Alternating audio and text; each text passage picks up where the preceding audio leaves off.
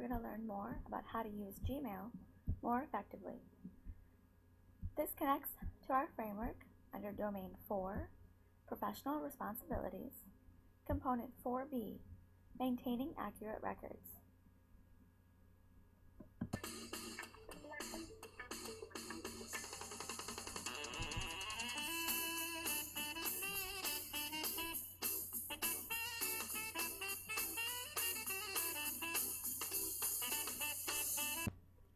In this video, we will cover why it is important to use Gmail effectively, how to archive rather than delete, how to get an email back that you've accidentally deleted, how to use filters, and using filters to have emails or classwork automatically archived to a folder you choose.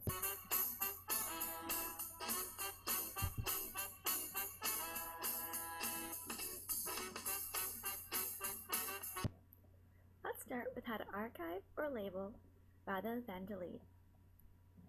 Archive saves the email for later. Label puts the email in a folder that you can search for or look in later. Sometimes you get an email that you've read and that you want to archive so that you can read it later. Let's click Archive and see what happens. It is no longer in my inbox, but if I go to All Mail, it is still in the list right here, and I can go right back to it. Other times, I want to group things and also archive them. So I have these different emails from GoNoodle,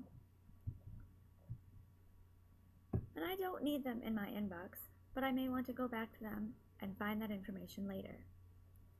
I can choose each one, so I would select each one. I can go to Labels, and I can either choose one I've already made. For example, I've made GoNoodle, and I can click on it, and now it has labeled each one as GoNoodle. It also brought up the folder to show me that there are 5 new emails under GoNoodle. Maybe instead, I want to label it as Brain Breaks. I can type in what I want to label it as, and it will automatically ask me if I want to create a new label.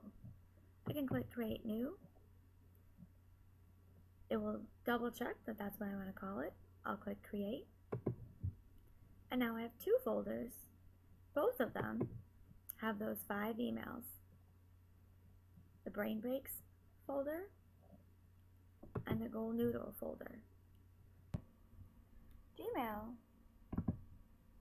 calls folders labels. They also make those labels into folders, which can be quite confusing. You can move items into a folder, or you can label them, which will also move them to the folder. You can also see the labels on the email. This one is in both Brain Breaks and GoNoodle.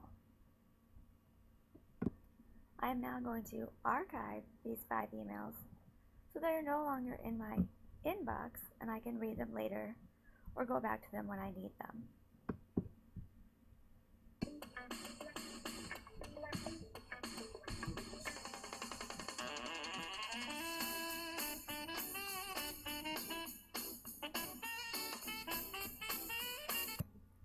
Now we will look at how to use filters.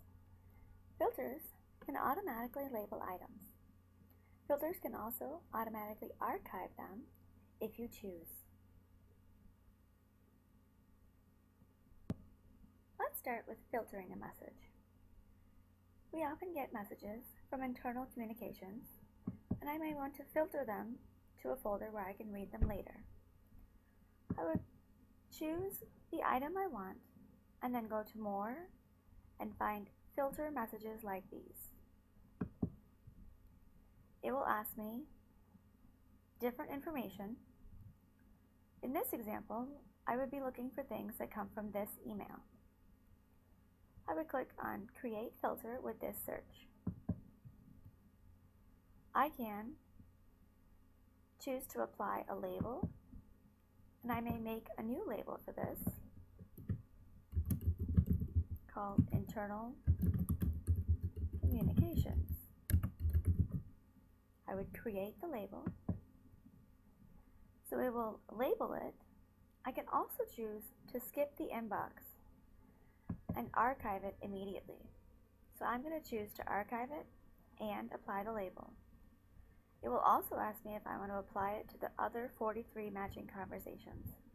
I'm going to choose to filter all emails from this email address. I click on Create Filter, and I can see that it came up Internal Communications.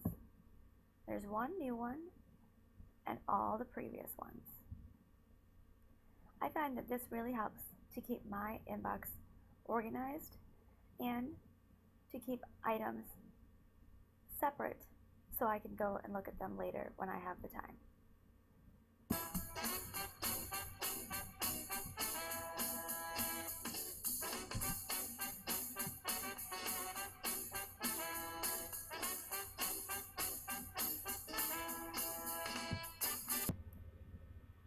Use filters to have emails or classwork automatically archived to a folder you choose.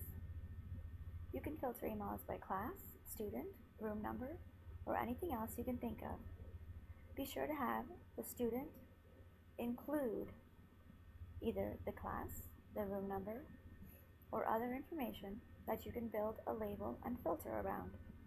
You can use the filter and archive function to automatically sort classwork to folders for you to look at and grade on your schedule.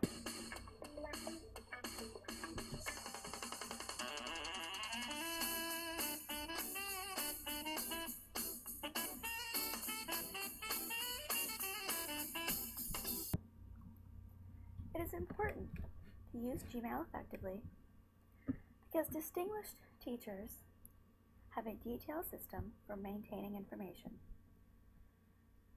You can have students contribute their information through email, and archiving, labeling, and filtering can help you clean up your inbox and organize your emails so you can find them quickly if you need them later.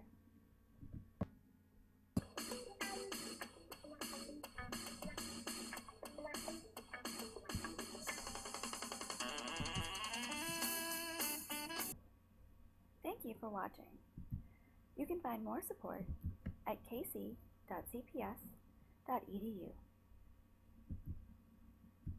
Remember to use Framework Specialists resources for CPS teachers by CPS teachers. If you're still not sure, that website is kc.cps.edu.